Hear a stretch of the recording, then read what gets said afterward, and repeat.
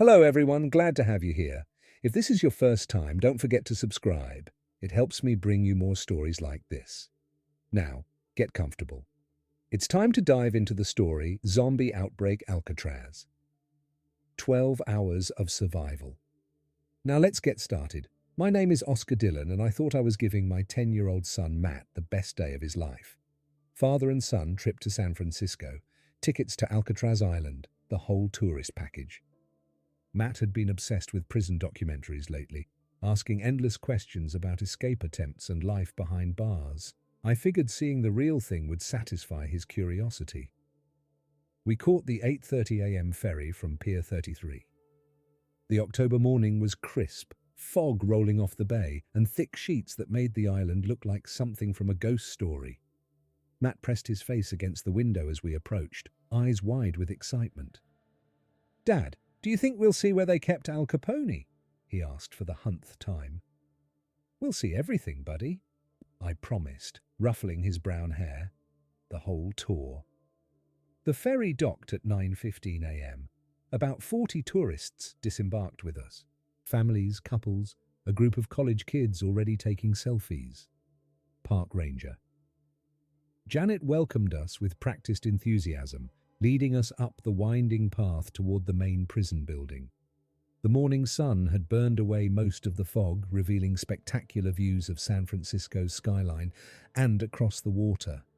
We were 20 minutes into the audio tour when I first noticed the sirens. Matt and I stood in cell block D, listening to recorded accounts of escape attempts through our headphones. The concrete walls seemed to absorb sound, creating an eerie quiet that made every footstep echo. That's when the distant wailing reached us, faint but persistent, coming from the direction of the city. I pulled off my headphones. Other tourists were doing the same, confused expressions on their faces. Through the barred windows, we could see San Francisco spread out below us, but something looked different. Smoke columns were rising from multiple points across the skyline, thin black threads against the blue October sky. "Dad, what's that sound?" Matt asked, tugging at my jacket. "Probably just emergency vehicles," I said, though my gut told me otherwise. The sirens weren't the usual city noise. They were everywhere, overlapping in a chaotic symphony that spoke of widespread emergency. Ranger Janet appeared in the doorway, her radio crackling with static-filled chatter. Her usual tourist-friendly smile had vanished, replaced by a tight-lipped expression that made my stomach clench. "Folks, we're going to continue the tour as planned," she announced, but her voice carried an edge that hadn't been there before. "Please stay with the group and follow all safety instructions." The radio burst to life again. Multiple incidents reported downtown. Emergency services overwhelmed. Request immediate backup. Through the windows, we could now see helicopters in the distance. Not the usual traffic or news choppers, but military aircraft, Black Hawks and what looked like Coast Guard rescue birds. "Far too many for any routine operation. This doesn't feel right," whispered a woman behind me, clutching her husband's arm. Matt pressed closer to my side. Kids have radar for adult anxiety, and mine was spiking fast. I checked my phone. No signal, not unusual on the island, but the timing felt ominous.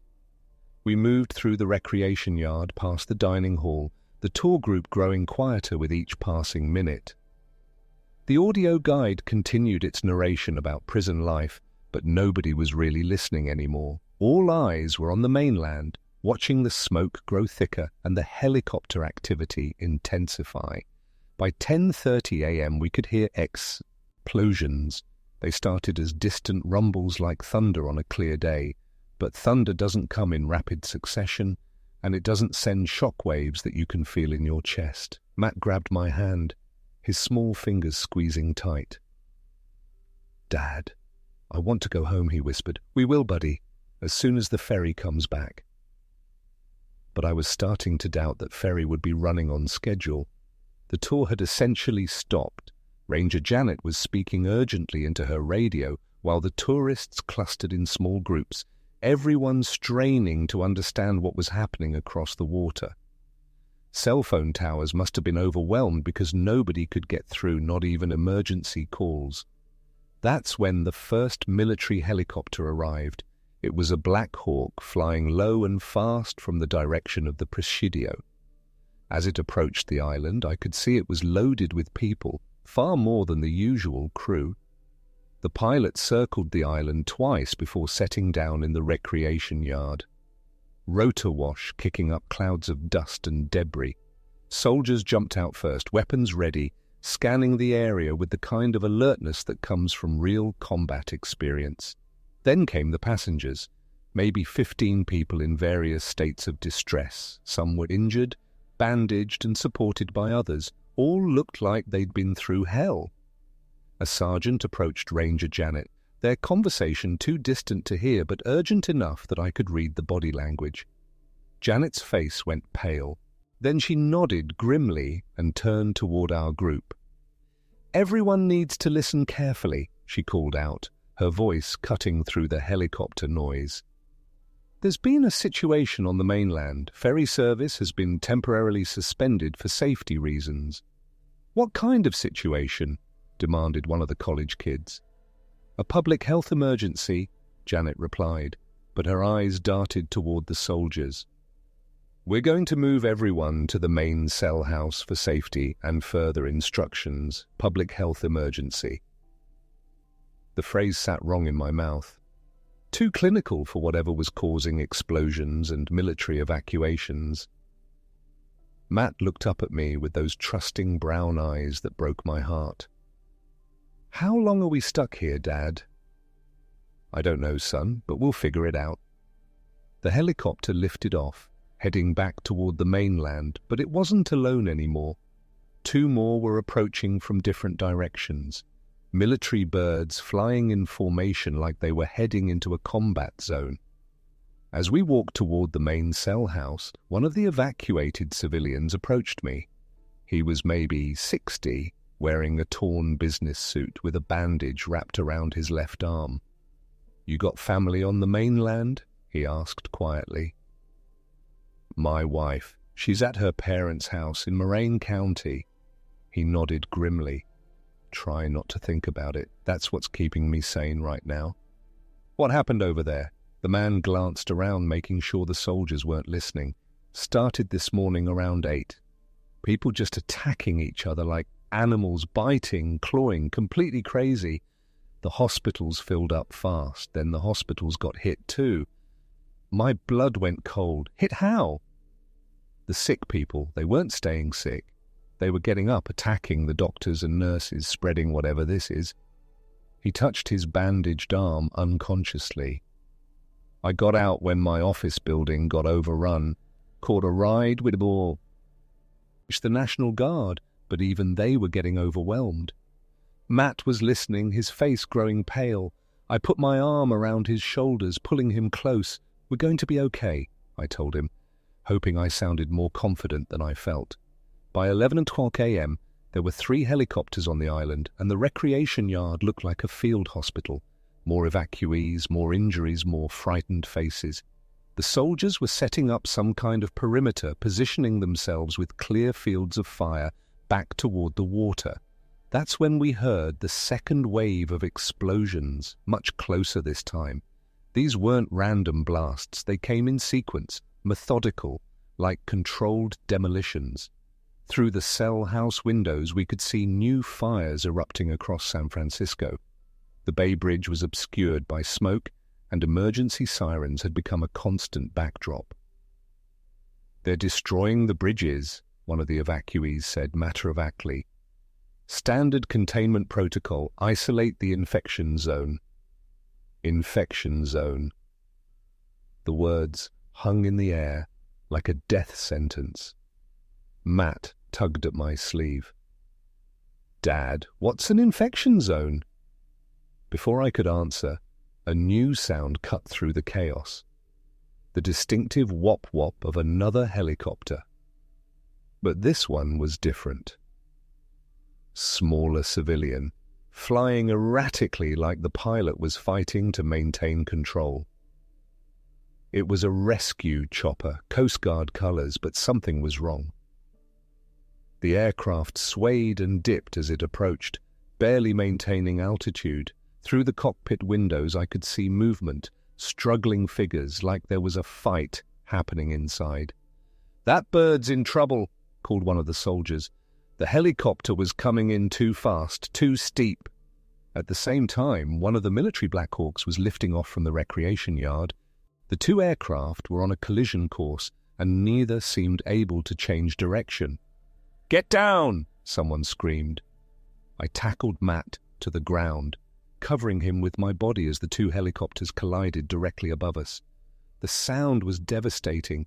Metal tearing, rotors disintegrating, fuel igniting. Debris rained down on the cell house roof as both aircraft tumbled toward the island in a tangle of twisted metal and flame. The crashes came seconds apart, one helicopter slamming into the prison workshop, the other careening into the shoreline rocks. Fires erupted immediately, black smoke billowing across the island. For a moment there was only silence except for the crackling of flames and the distant sound of sirens from the mainland. Then the screaming started, not from the crash sites, from the civilians who'd been on the Coast Guard helicopter. The impact had thrown them clear. And somehow, impossibly, some were getting up, but they weren't moving like injured people. They moved with violent, jerky motions like broken marionettes controlled by a puppeteer, and they were making sounds, low, wet, moaning, that rose from their throats like air escaping from a punctured lung. "Jesus Christ," whispered one of the soldiers. "They're infected." That's when I understood what we were really dealing with. This wasn't a riot or civil unrest. This was something far worse. The stories I'd been hearing, the crazy reports dismissed as panic and misinformation, were all true. The infected from the crashed helicopter were already on their feet, turning toward the sound of voices and movement. Their eyes were empty, milky, but they moved with terrifying intent. One had been a woman in a nurse's uniform, her neck twisted at an impossible angle. Another was a man whose left arm hung by shreds of flesh, bone visible through torn muscle. They shambled toward the cell house with growing speed, attracted by our voices and the soldiers shouting. "Lock it down!" barked the sergeant. "Everyone inside now!" We ran for the cell house entrance as the soldiers took defensive positions. The massive steel door slammed shut behind us, just as the first infected reached the building. Through the barred windows we could see them clawing at the walls, their broken fingers leaving bloody streaks on the stone. Matt was shaking against me, tears streaming down his face. Around us, 40 tourists and evacuees huddled in the main corridor of America's most famous prison, listening to inhuman moaning just outside the walls. "Dad," Matt whispered, "are those people zombies?" I looked into his frightened eyes and realized our father-son adventure had become a fight for survival. Outside, the infected were multiplying as more crawled from the wreckage. The soldiers were setting up firing positions, but their voices carried a tension I'd never heard from military personnel. They were scared too. "Yeah, buddy," I finally answered. "I think they are." The gunfire started 30 seconds later. The gunfire lasted exactly 4 minutes and 37 seconds. I know because I counted every shot, trying to calculate how many infected were outside and whether the soldiers had enough ammunition. Matt pressed against me so hard I could feel his heartbeat through his jacket. When the shooting stopped, the silence was worse than the noise. "Status report," called the sergeant through his radio. "7 targets down," came the crackling response. "But we've got movement from both crash sites. More are getting up around us." In the cell house corridor, tourists and evacuees huddled against the walls. An elderly man was hyperventilating. 2 college girls sobbed quietly. The businessman who'd warned me earlier sat with his back against a cell door, staring at his bandaged arm with growing horror. "How long before they get in here?" asked one of the evacuees, a woman in scrubs who I assumed was medical personnel. Ranger Janet checked the massive steel door. This building was designed to keep people in, not out.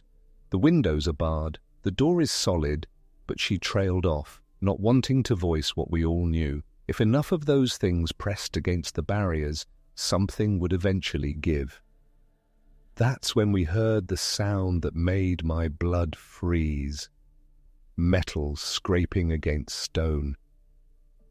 The infected were testing the windows, clawing at the bars with broken fingernails and exposed bone. Their moaning had taken on a different quality, not random anymore, but focused like pack animals surrounding prey. "Dad, I need to go to the bathroom," Matt whispered. "Can you hold it, buddy?" He shook his head, face flushed with embarrassment and fear. I looked around the corridor. There were restrooms near the visitor center, but that meant leaving the relative safety of the cell house.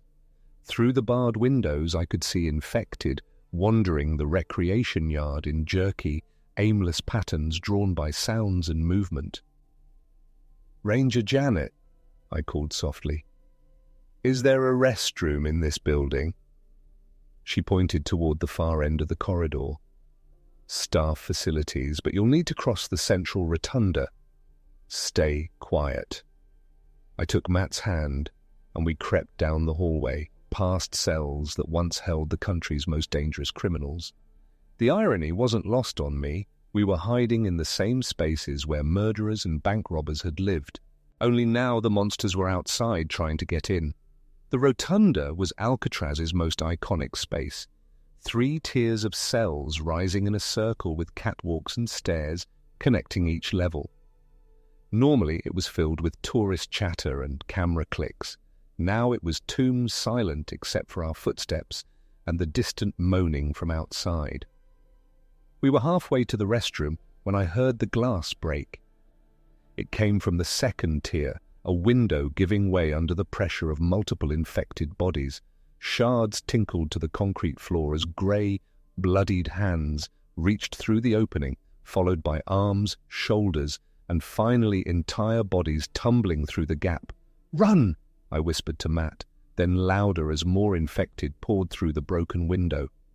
"Run!" We sprinted for the restroom as chaos erupted behind us.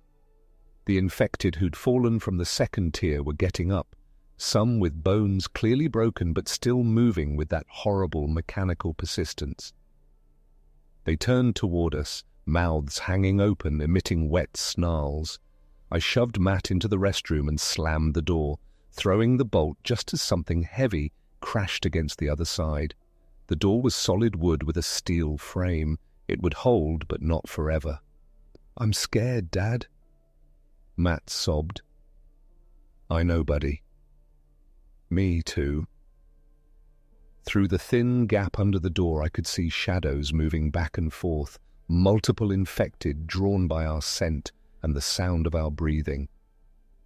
One was scraping at the door with what sounded like broken fingernails. My phone still had no signal, but I tried anyway. Nothing. We were completely cut off from the outside world, trapped in a bathroom, while zombies literally clawed at the door. That's when I heard the explosion. It came from the direction of the main corridor, not a gunshot, but something bigger. The building shook, dust raining from the ceiling. Through the walls I could hear screaming and automatic weapons fire. "What's happening out there?" Matt whispered. "I don't know, but I had a terrible suspicion. The infected weren't just coming through windows anymore. They were getting into the building itself, and the soldiers were using explosives to try and stop them. We stayed in that restroom for what felt like hours, but was probably only 20 minutes. The sounds outside grew more chaotic. Running footsteps, shouted commands, the distinctive crack of rifle fire. Then gradually the noise began to fade. When silence returned, it was the absolute quiet that comes after violence. No moaning, no scratching at the door, no movement in the corridor beyond. I pressed my ear against the door. Nothing. "Matt, I need you to stay right here while I check outside. Don't leave me. I'll be right back. Count to 60. Then if I'm not back, you barricade this door and don't come out for anyone except me. Understand?" He nodded, tears streaming down his face. I slowly opened the door, peering into the corridor. Bodies lay scattered across the floor, some tourists, some infected, all motionless. Blood pulled between the concrete blocks, reflecting the overhead lights in dark mirrors. The main group was gone. I crept through the rotunda, stepping carefully around the carnage. The infected that had broken through the window were sprawled at the base of the stairs, shot multiple times, but there were too many civilian casualties. The soldiers had been forced to choose between containing the outbreak and protecting innocents.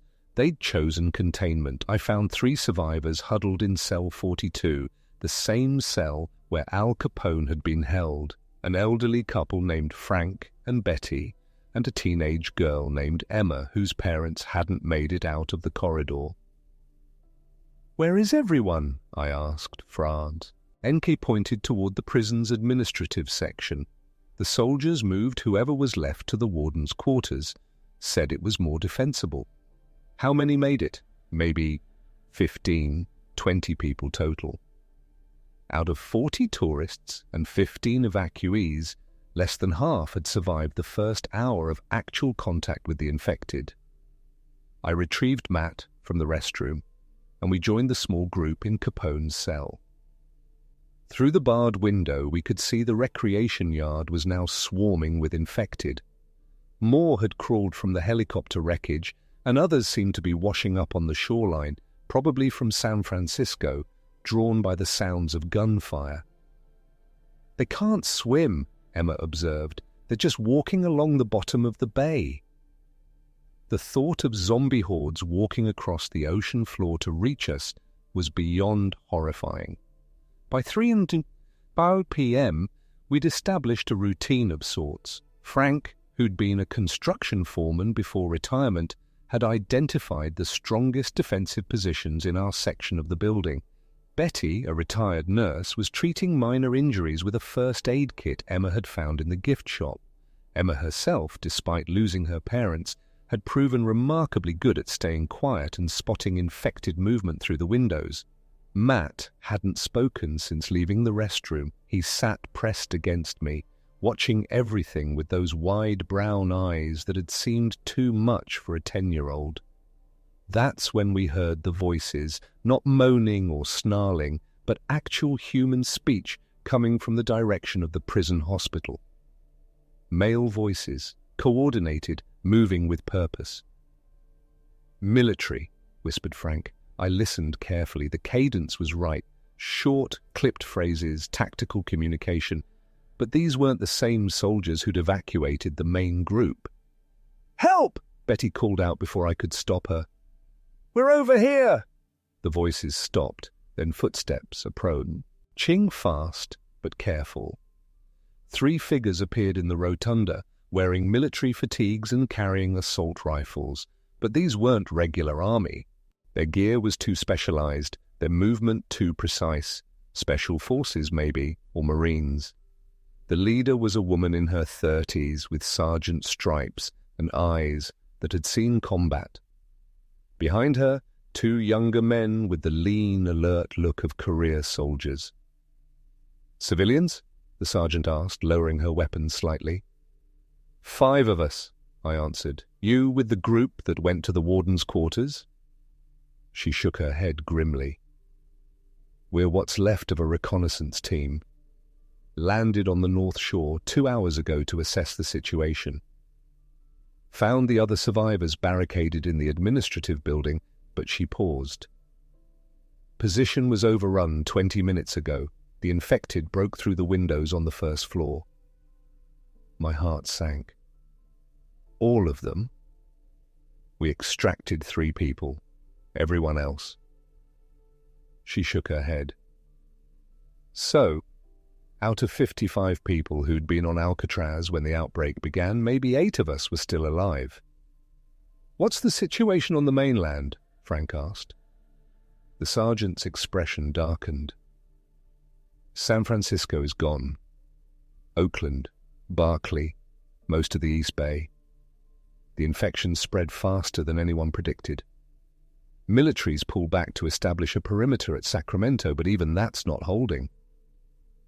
What about evacuations, rescue operations? There are no rescue operations, she said bluntly.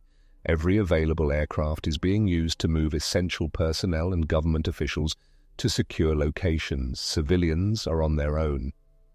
The words hit like a physical blow. No rescue coming, no helicopters lifting us off the island. We were abandoned. However, the sergeant continued, "We've been monitoring radio chatter. There's still significant military presence in the North Bay, Marin County, Sonoma. If we can clear this island and establish a signal beacon, we might be able to attract extraction." Emma looked up. Clear the island? Eliminate the infected, all of them. Turn Alcatraz into a safe zone that can be confirmed from aircraft. I stared at her.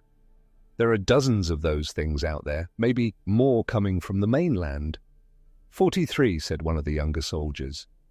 We've been counting, and the water barrier works both ways. Stops more from reaching us, but also limits our escape routes. The sergeant studied our group.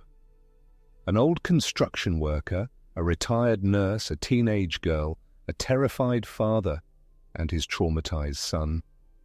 Not exactly military material. We need every able-bodied person. She said, "This isn't a request, it's survival. We work together to clear the island or we all die here." I looked at Matt, who was staring at the soldiers with a mixture of fear and fascination. "What about the kids? The elderly? Safe room. We set up a secure position and leave them there with one guard while the rest of us hunt down every infected on this rock." The plan was insane, but looking around at our situation, trapped in a prison with limited food and water, surrounded by zombies, no hope of rescue, insane was starting to look like our only option. "When do we start?" I asked. The sergeant checked her watch. 0600 tomorrow. We use the remaining daylight to scout positions and gather weapons. Anyone who can't fight stays in the secure room. Anyone who can fight gets a weapon and learns how to use it. She looked directly at me. "That includes you, Dad. Your son needs you alive, which means you need to learn how to kill these things." Outside, the sun was beginning to set behind the San Francisco skyline, painting the smoke columns in shades of red and orange. Soon it would be dark and the infected would be harder to track. But for the first time since the helicopters crashed, I felt something other than despair. I felt like we might actually have a chance.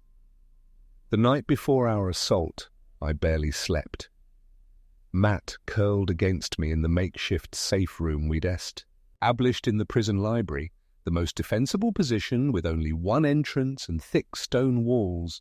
Frank's snoring mixed with Betty's quiet prayers, while Emma sat by the window, keeping watch despite my insistence that she needed rest.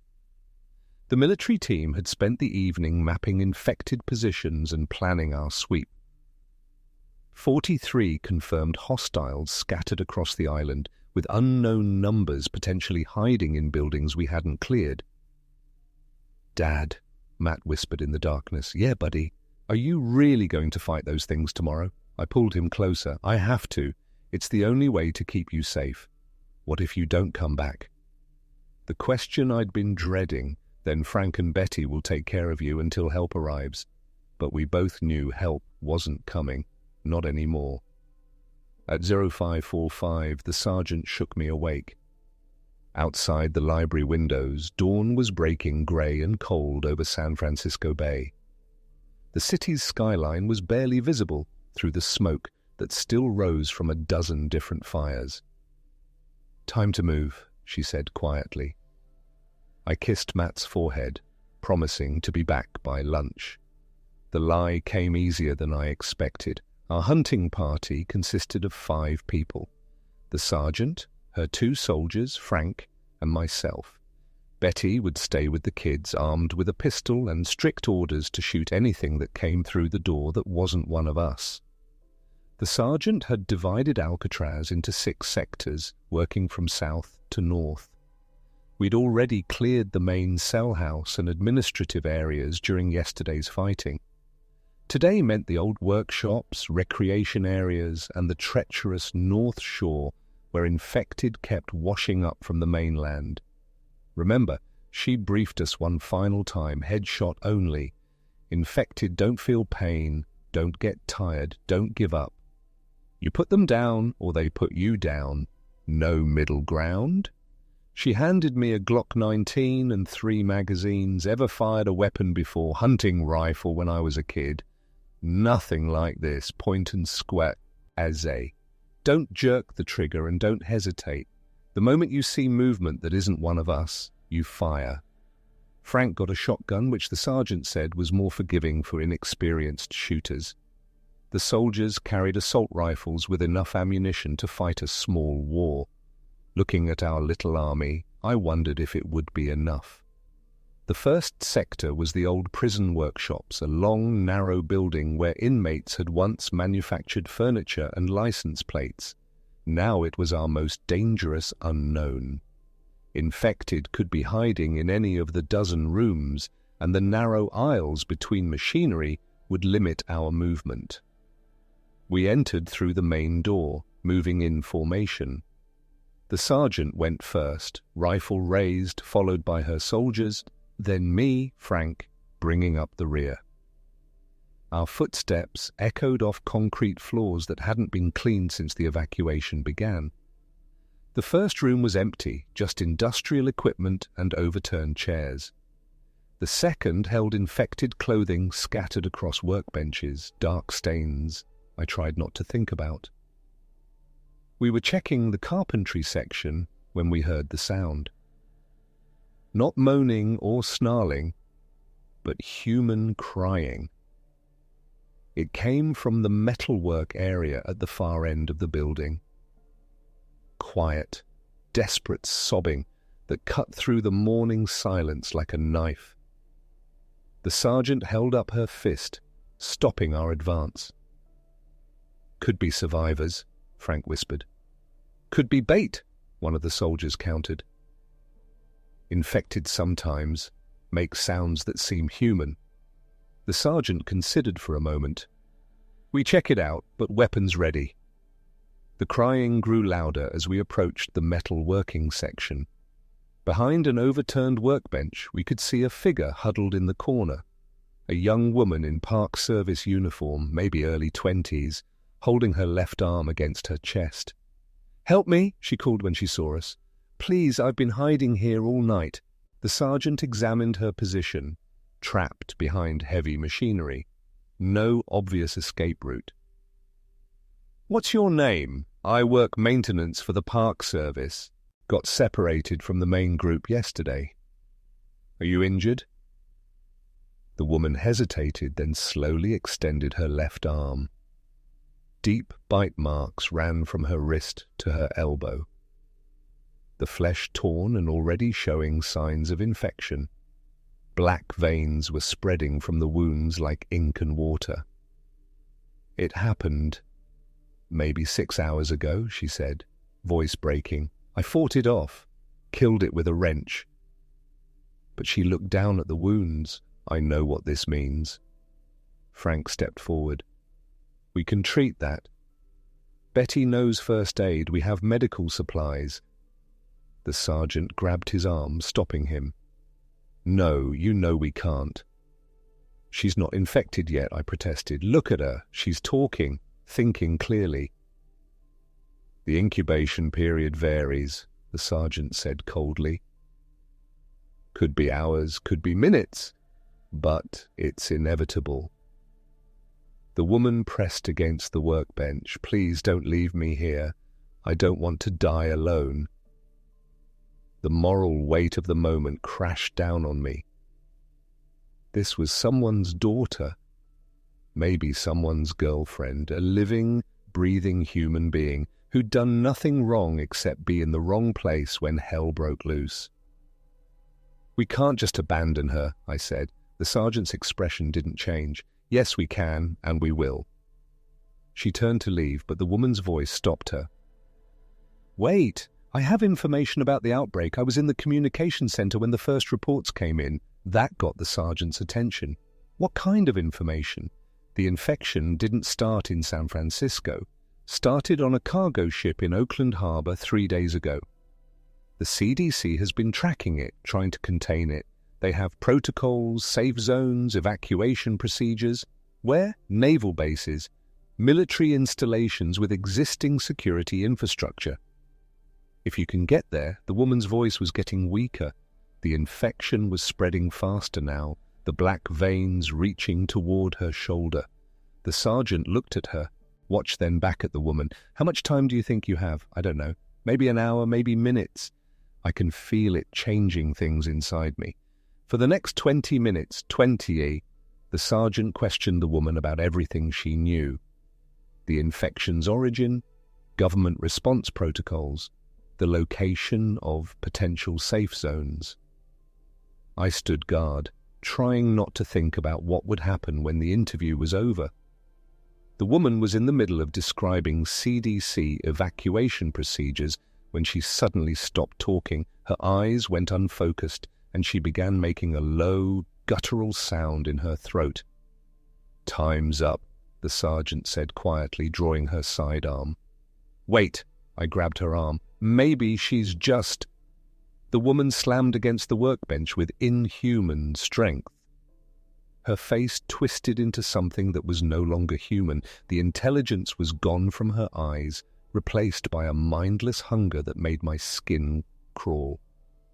She clawed at the metal surface, leaving bloody streaks on the steel.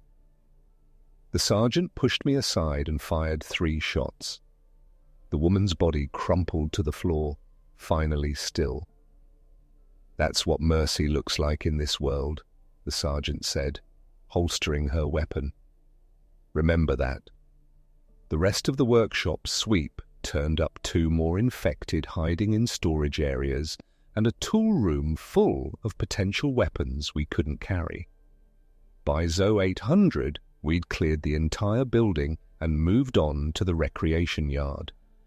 The old prison exercise area was an open space surrounded by high walls with guard towers at each corner. It should have been easy to clear, but infected bodies were scattered across the asphalt from yesterday's fighting, and some were still moving. We were checking the basketball court when one of the soldiers called out from near the weight equipment. "Sarge, got movement over here." We rushed over to find him standing near a pile of exercise mats where someone, Adi, created a makeshift shelter. Behind the barrier, we could hear shuffling and what sounded like whispered conversation. "Hello," I called out. "We're here to help. Don't come any closer." The voice was male, middle-aged, desperate. "My wife is, she's not well." The sergeant signaled for us to spread out, covering different angles. "Sir, we're conducting rescue operations. What's your wife's condition? She was bitten this morning, but she's still herself, still talking to me. We just need medical attention." Frank and I exchanged glances. We both knew how this would end. "Sir, I need you to come out slowly, hands visible," the sergeant ordered. "I'm not leaving her." "Sir, if your wife has been infected, there's nothing we can do for her. But we can help you." A long pause then. "No, we've been married 37 years. If she goes, I go with her." The sergeant moved closer to the barrier, weapon ready. "Sir, I understand your feelings," but the woman's voice cut through the air. Not words anymore, but the wet snarling we'd learned to fear. Then came a man's scream, cut short by the sound of tearing flesh. "Move!" the sergeant shouted. We rushed the barrier, pulling apart mats and equipment. Behind it, we found an elderly man in tourist clothes, his throat torn open, blood pooling beneath him. His wife knelt beside him, her face buried in his chest cavity, feeding. She looked up at our approach, and I saw that she'd been beautiful once. Silver hair, kind eyes that were now milky and vacant. Her mouth was full of her husband's flesh. One of the soldiers put her down with a single shot. "Jesus," Frank whispered, leaning against the wall. "They were just tourists like us." "This is what it looks like," the sergeant said matter-of-factly. "Love doesn't stop the infection. Good intentions don't stop the infection. The only thing that stops the infection is a bullet to the head." By 1,000 hours, we'd cleared 4 of the 6 sectors and killed 17 infected. The North Shore remained along with the old prisoner garden area, both places where infected from the mainland continued to wash up like horrible driftwood. We were approaching the garden when we encountered our worst discovery yet. The old prison garden had been where inmates grew vegetables and flowers during their incarceration. Now it was overgrown with weeds and decay, but movement in the tall grass told us infected were hiding throughout the area. The first one we found had been a child, maybe 8 years old, wearing a school uniform, now torn and blood-stained, moved with the same jerky, predatory motion as the adults. But seeing those small hands reaching toward us with violent intent broke something inside me. Frank raised his shotgun, then lowered it again. "I can't. It's just a kid." "It's not a kid anymore," the sergeant said flatly. "It's infected." But Frank couldn't pull the trigger. His hands were shaking, tears streaming down his face. I took the shotgun from him and did what had to be done. Then I walked behind a tree and threw up everything in my stomach. The garden area held 6 more infected, including 2 teenagers who might have been on a school trip when the outbreak began. Each kill got a little easier, which scared me more than the zombies themselves. By noon, we'd confirmed the island was clear. 43 infected eliminated, along with the heartbreaking discovery of 8 survivors who'd been bitten and either turned or chose to end things on their own terms. Standing on the old lighthouse platform overlooking San Francisco Bay, I could see the scope of the catastrophe. Smoke rose from dozens of fires across the Bay Area. No aircraft in the sky except for one military transport heading east, probably carrying the last government officials to safety. "We did it," Frank said, exhaustion heavy in his voice. "The island's secure." The sergeant was monitoring her radio, trying to pick up any military communications. Most channels were dead static, but occasionally we'd catch fragments of transmissions, desperate calls for backup, reports of positions being overrun, final messages from units that would never report again. We returned to the library to find Matt, Betty, and Emma waiting anxiously. Matt ran to me, and I swept him up in my arms, holding him tight. For the first time since the helicopters crashed, I felt like we might actually survive this. "Are all the bad people gone, Dad?" he asked. "Yeah, buddy. All gone. We're safe now." It was the first promise I'd made that I actually believed I could keep. That afternoon, we established a routine for our new life on Alcatraz. The sergeant and her soldiers set up observation posts and patrol schedules. Frank and I worked on reinforcing defenses and creating supply storage areas. Betty organized our medical supplies and started an inventory of food and water. Emma surprised us all by revealing she'd been in Girl Scouts and knew basic survival skills, water purification, food preservation, even some first aid. Matt stuck close to me, but gradually began exploring the island, his natural curiosity overcoming his trauma. By evening, we'd turned America's most famous prison into a genuine safe zone. The isolation that had once kept prisoners in now kept the infected out. We had defensible positions, adequate supplies, and a group of people committed to each other's survival. We were eating dinner, canned soup heated over a small fire, when we heard the boat engine. It was a small fishing vessel, maybe 25 feet long, approaching from the direction of Moraine County. As it got closer, we could see 2 figures on deck, a man and a woman, both waving. "Survivors," Frank observed. Could be trouble, the sergeant warned. But she didn't reach for her weapon. After 12 hours of killing infected, living humans were a welcome sight. The boat pulled up to the island's small dock. Eden and 2 people climbed out, a man in his 50s wearing a torn Coast Guard uniform and a woman about the same age in civilian clothes. Both looked exhausted, traumatized but uninjured. Thank God, the man called out as we approached. We thought everyone was dead. Coast Guard stationed at Golden Gate, he introduced himself. This is my wife. We've been trying to reach any military units for the past 18 hours. What's the situation on the mainland? The sergeant asked immediately. The man's face fell. Gone. All of it. The infection broke containment sometime around midnight. By Oro 600, Sacramento had fallen. Last radio contact from military installations was 3 hours ago. Everything's been overrun. His wife stepped forward. The government's evacuated to emergency bunkers, but civilian evacuation, there isn't one. Anyone not already in a secure military facility is on their own. What about other safe zones? Navy bases, offshore installations, military bases lasted until dawn. As far as we know, we're looking at complete societal collapse. No organized resistance anywhere. The words hit like physical blows. No rescue coming, no safe zones to evacuate to, no government coordination. We were completely alone. How did you 2 make it out? I asked. Luck, the man said grimly. Had a boat ready when things went bad. Sailed north. Tried to reach military units, but there's nothing left. Just fire and death in those things. His wife was staring at the San Francisco skyline. 40 years I lived in that city. Raised 3 kids there.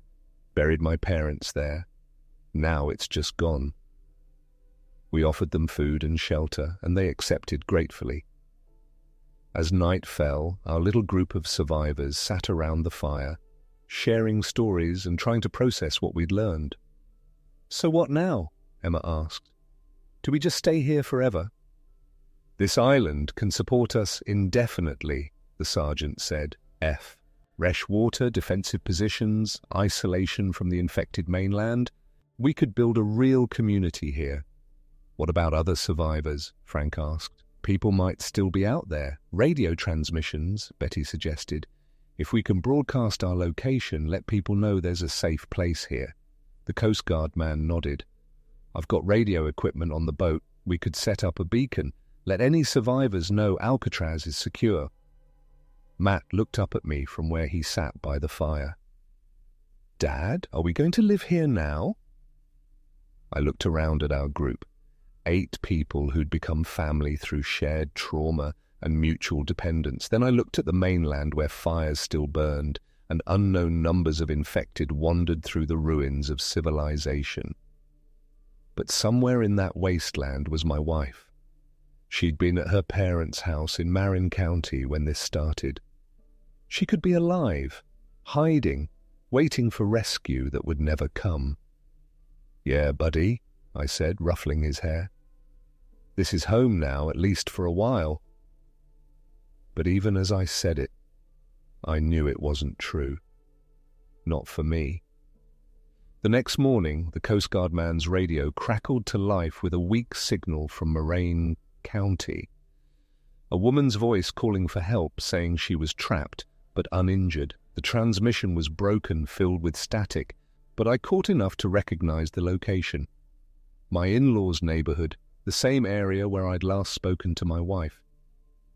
I looked at the fishing boat, still tied to the dock, then at Matt, who was helping Emma collect rainwater in makeshift containers. He was adapting, finding ways to be useful, even starting to smile again. I have to go, I told the group that evening. Betty nodded, understanding immediately. We'll keep him safe. As long as we're here, he's family. The sergeant was less supportive. The mainland is a death trap. You won't last 6 hours out there. Maybe, but I can't spend the rest of my life wondering if she's alive, and I could have saved he. Yee. Frank clapped me on the shoulder. Bring her back here. We'll be waiting. That night, I sat with Matt on the lighthouse steps, looking out at the water. Tomorrow, I would leave the safety of Alcatraz behind and venture into a world overrun by the infected. I have to go find Mum, I told him. I know, he said quietly. Will you come back? I'll try, buddy. I'll try really hard, promise? I pulled him close, memorizing the feel of his small body against mine. I promise I'll do everything I can to come back to you. And if I can't, Frank and Betty love you. The sergeant will keep you safe.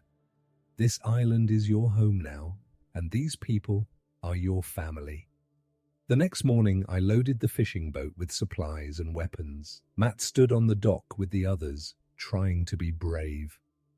As I started the engine, he called out, "Dad, bring Mum home!" "I will. Son, I'll bring her home." An hour later, I was crossing San Francisco Bay, leaving the safety of Alcatraz behind.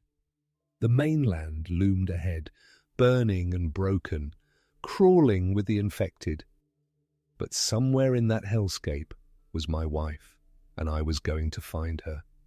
Thank you so much for taking the time to listen to this story today. Hoping to see you all again very soon. Till then, sweet dreams.